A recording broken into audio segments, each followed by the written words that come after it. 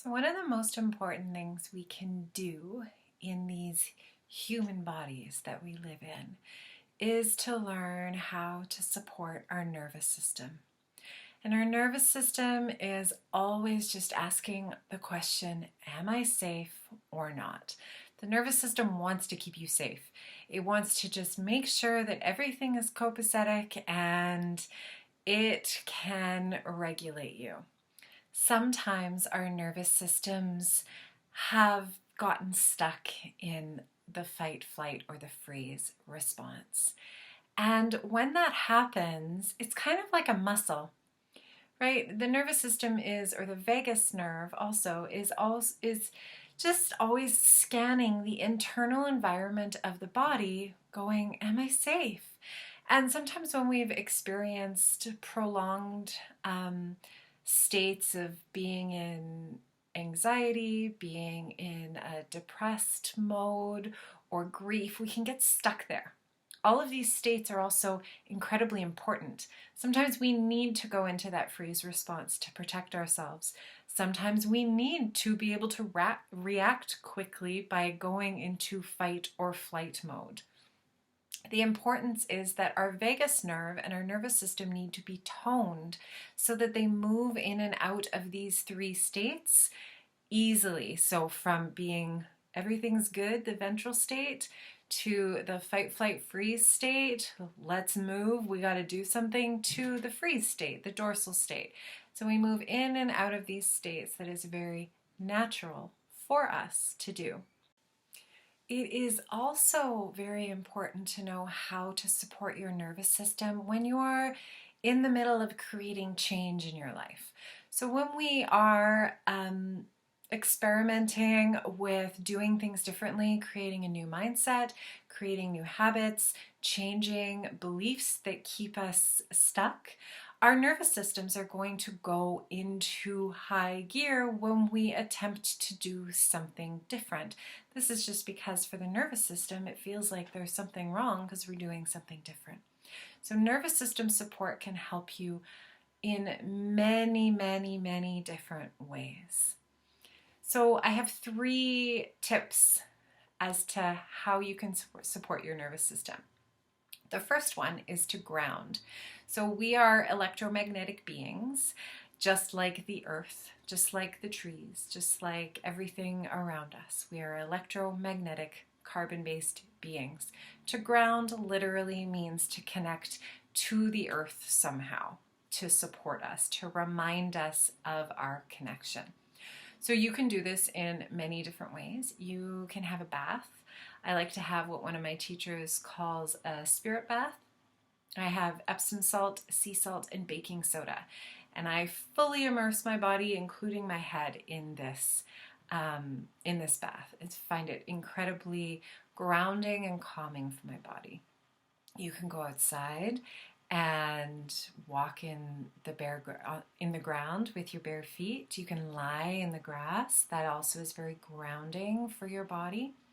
You can also just have a shower. If you don't have a bath, you can just go stand in the shower and allow the water to run over your head and imagine it just washing everything away, calming you down.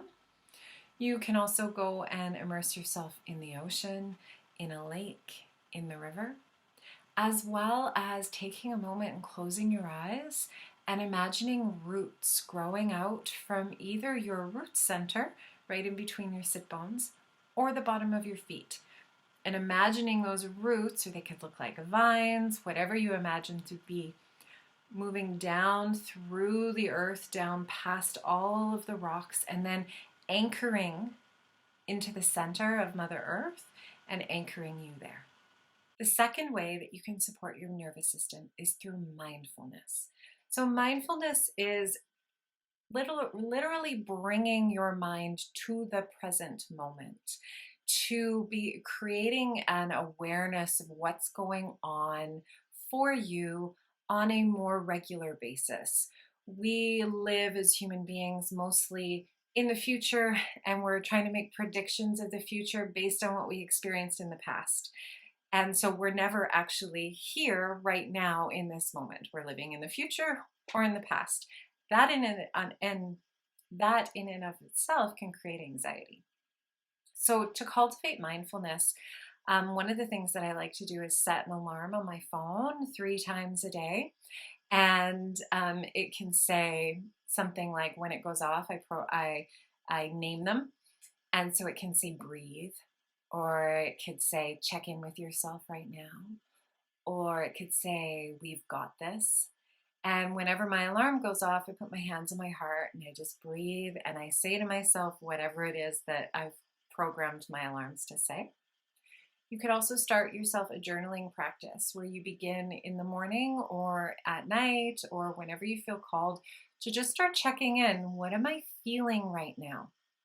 Because anxiety is often a whole jumble of emotions all tangled together like a ball of yarn or a lot of different yarn.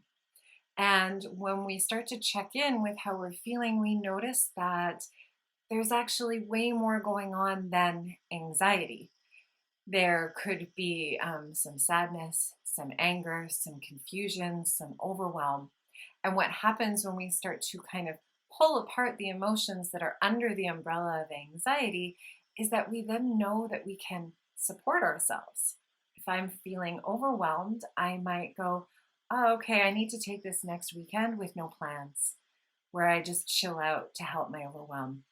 If I'm feeling angry, I may need to find a healthy way to express that anger, whether it's writing unapologetically, uncensored, whether it's calling a friend and saying, I just really need to rant. Can you hear me right now? So when we journal out what we're feeling, we can access the emotions and then ask ourselves what we need. So the third way that you can support your nervous system is through breath. Breath is the ultimate nervous system hack because out of our entire nervous system, which is made out of our brain, our eyes, our ears, our heart, our guts, and then our lungs, the only thing that we can easily control is our breath and our lungs. So when you intentionally take a breath, you're signifying to your nervous system that it kind of goes, oh, hey, are we okay? So remember, the nervous system is always just asking, am I safe or not? When we're breathing, when we're shallow breathing from the top of our lungs, if I started doing that right now, I would create anxiety in my body. But if I start taking a deep breath, my nervous system goes, we're safe. If I'm breathing up here, my nervous system goes, are we being chased by a saber-toothed tiger right now? Do I need to pull all of the blood and put it into your arms and legs so you can start running? So this is how we use the breath in order to hack right to the nervous system and say, hey, everything is actually okay. So you can I like to do a couple different types of breathing, just depending on how I'm feeling.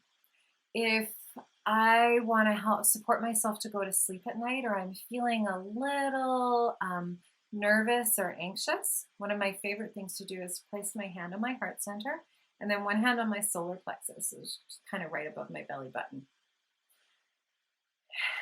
And take some deep breaths. And as I'm breathing, I notice how my body presses into this hand on my heart and this hand on my solar plexus. And I notice the breathing and how it impacts my body there. And you can do this sitting up.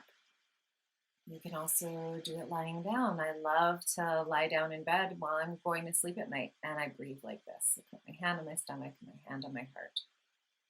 And it pretty quickly takes me off to sleep. If you wake up in the middle of the night, this is a great breath to practice. And see if you can get yourself back to sleep by putting your hand on your heart and your hand on your solar plexus.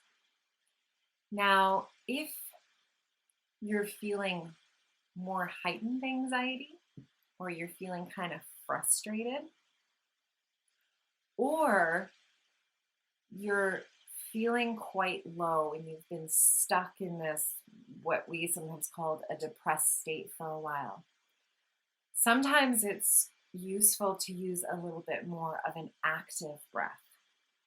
And so in this case, I would suggest breathing in through the nose and then exhaling through the mouth with sound. So you breathe in through the nose and then you exhale through the mouth with sound, whatever sound you want to make. So, or, and what this does a few different things. It gets the energy either up in your body if you're in a just depressed state, a lower state, or it allows the energy that you're holding that you might be feeling some frustration around or anger around, it allows it to move out of your body. The other thing that it does is the vocal cords, you're stimulating the vocal cords in your body, and that signifies to the vagus nerve that you're safe. It's like it stimulates the vagus nerve and it goes, oh, we must be okay right now. So when you actually inhale through the nose and then exhale and you make a sound, tells the body, hey, we're okay. We're okay. This is in conjunction with why yogis will om or chant, right? The same om-ing does the same thing. You can om if that feels better too. You can inhale through the nose. Om. That might work for you too. But if you're feeling frustrated, I tend to like the one that goes, oh, because it lets it all out. So there are 3 tools for you that you can support yourself to support your nerve. You can use for yourself to support your nervous system at any time. Most of these are very doable at any time. I'm reminding you again, the purpose is for you to feel like you have some ability to bring yourself out of these states if you're stuck in a lower state or if you're stuck in anxiety. Or we're designed to move in and out, and sometimes we are meant to be in a lower state, or we're meant to have some fight flight response to whatever's going on, and you can always support yourself here. And the nervous system and the vagus nerve is like any muscle in your body, except it's not a muscle. But if you want to tone a muscle, if you want to get stronger, then you need to do squats or push-ups or go for runs, right? It's the same thing with the nervous system. If you want your nervous system to work better, to work efficiently, how it is designed to work, you need to support it and give it the tools. So please, if you have any questions, please feel free to shoot me a message or drop a comment.